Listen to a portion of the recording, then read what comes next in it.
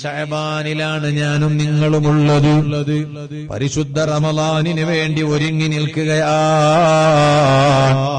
ഒന്ന് നന്നാകാൻ തീരുമാനിക്കണേ, നന്നാകാൻ നോക്കണേ.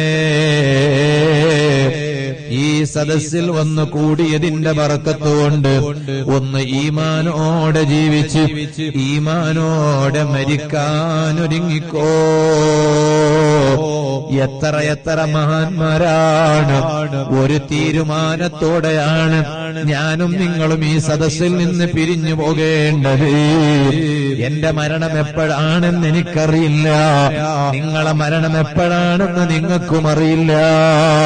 അല്ലാഹുവേ, ഈ പള്ളിയുടെ ബറക്കത്തുണ്ട്, ഈ സദസ്സിന്റെ ബഹുമാനം കൊണ്ട് സാധുക്കളായ ഞങ്ങൾക്കെല്ലാവർക്കും നിന്റെ പൊരുത്തത്തിലായി നല്ല ആരോഗ്യമുള്ള ദീർഘായുസ് നൽകണേ അല്ലാ.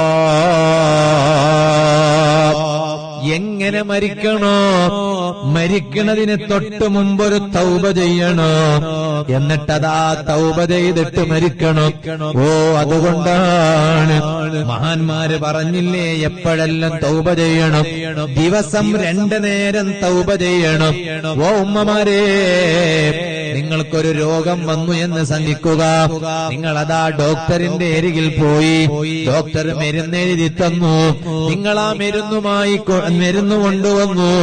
ദിവസം 2 നേരം കഴിക്കാൻ പറഞ്ഞു.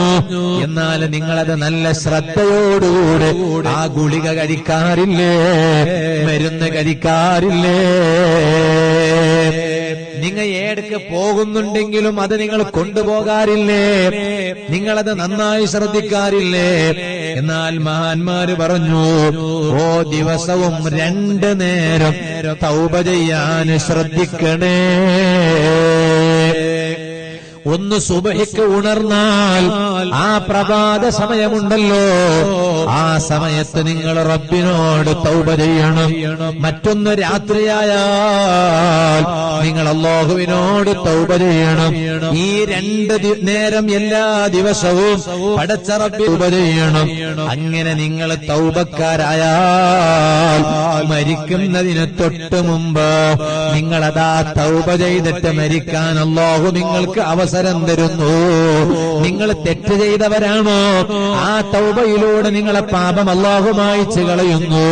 ഇനി ഒരു പക്ഷേ നിങ്ങൾ തെറ്റൊന്നും ചെയ്യാത്തവരാണോ? എന്നാലും നിങ്ങൾ ചെയ്തതിന്റെ ഏട്ടിൽ അവസാനം സീല് വെക്കുന്നത് തൗബ കൊണ്ടാണ്. അങ്ങനെയല്ലേ മഹാന്മാര് മരിക്കുമ്പോൾ കൊതിച്ചത്?